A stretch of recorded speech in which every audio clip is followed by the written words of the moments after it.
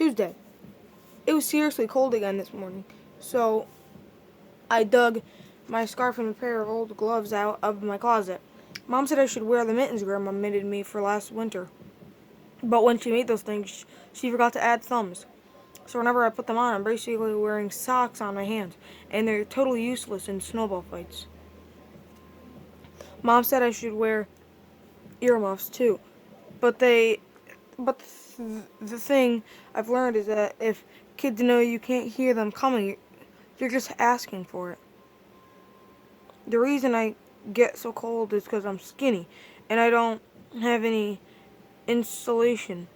Every winter I try to eat a lot to give myself an extra layer of blubber, but I guess I've got a fast metabolism because nothing I do ever seems to work. I think it's something like 10 degrees outside this morning, and on the walk to school I started wondering if a person's blood could freeze. I've heard people are like something like 60% water, so I guess it's possible, but it kind of feels like something our Sandy would make up. What I was worried most about was frostbite. By the time I was halfway to school, my ears were stinging, and I really wished I had listened to Mom about the earmuffs. I thought one of my ears might actually fall off, and that I wouldn't notice it until class.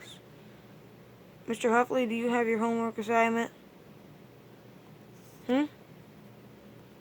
It wasn't just my ears I was worried about, though. Apparently there are a lot of body parts that you can get frostbite. I wouldn't want to lose my nose because I'd look like a little freaky without one.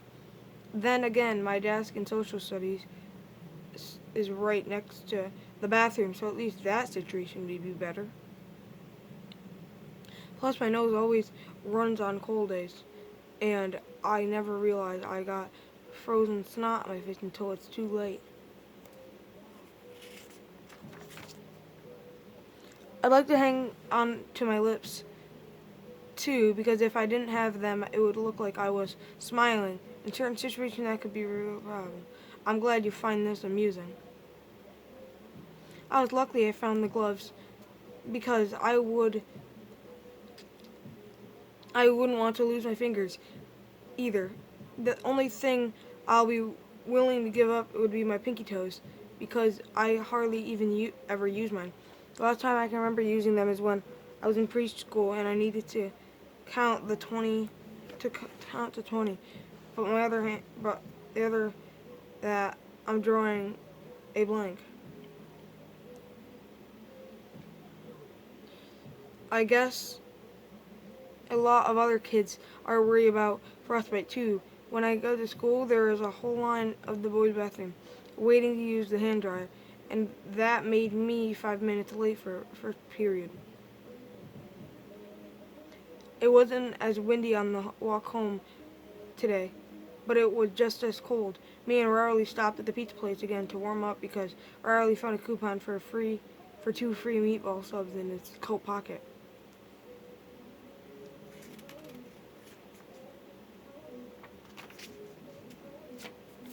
After we left the pizza shop, we still had a long way to walk, but that's when I had an idea.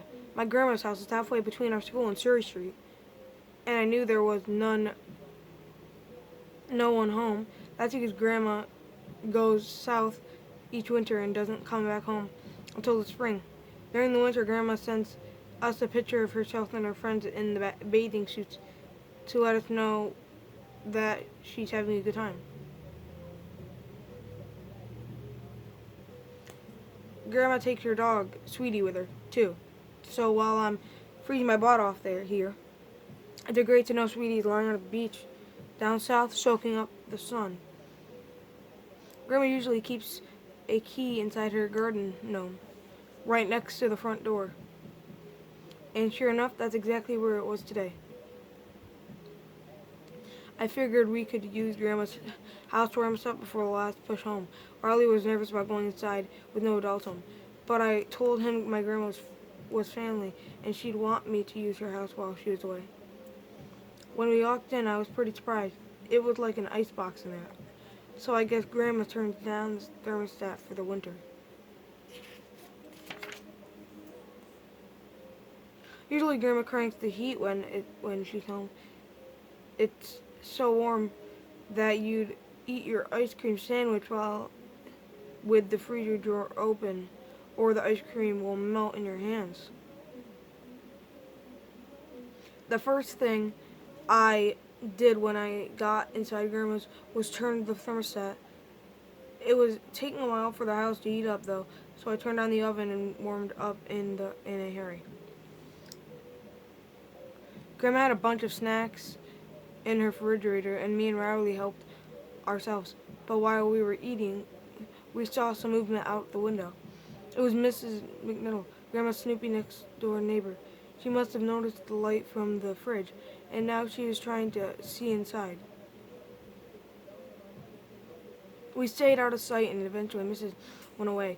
But now I knew we had to be careful because I really don't need her calling the cops. So we got down low and went into the living room where Grandma has her TV. Grandma has all the cable channels, and luckily she didn't shut those down for the winter. But we didn't risk attracting Mrs. Niddle again, so we put a blanket over ourselves and the television and watched it that way. I guess we kind of lost track of time because when we shut off the TV, it was dark. By now, it was nice and toasty in Grandma's house, and I really didn't want to go back out there in the cold. So I had an idea for how to make the walk home a little more comfortable. I figured if we warmed up our clothes in Grandma's dryer before we headed back out, it would take the edge off for the rest of the trip. So we went down to the basement where Grandma keeps her laundry machines, and we put in a load of clothes. We set the timer to 30 minutes and waited, but it was a little awkward hanging out with underwear while the dryer did its thing.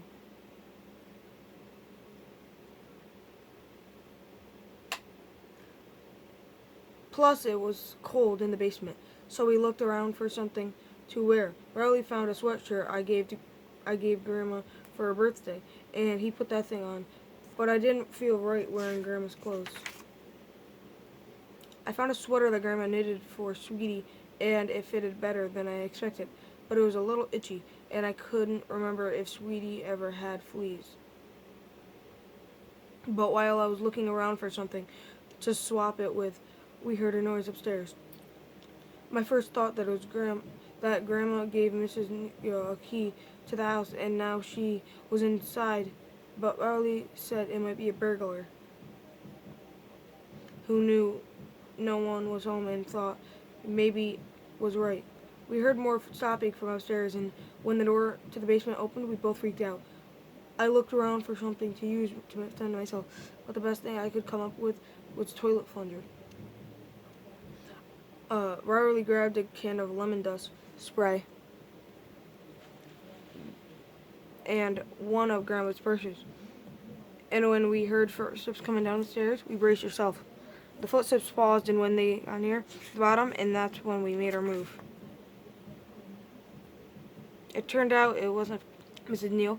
It wasn't a burglar either. It was Mom. Scream!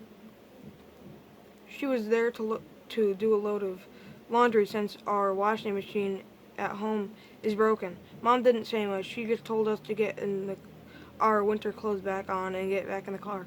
And she was totally silent on the ride home to our neighborhood, which was really awkward. I figured as soon as Riley was out of the car, Mom was going to yell at me for being at Grandma's house without permission. But she didn't say anything, and she didn't mention it to Dad during dinner either. After I finished doing the dishes, Mom told me she wanted to have a talk in my room. She said it was perfectly normal for boys my age to play make-believe that there was nothing to feel ashamed of. Then she said she was glad me and Riley were using our imagination instead of playing video games. I had no idea what Mom thought we were doing in Grandma's basement, but to be honest with you, I kind of wish she had just grounded me instead. Alright, that's it for today.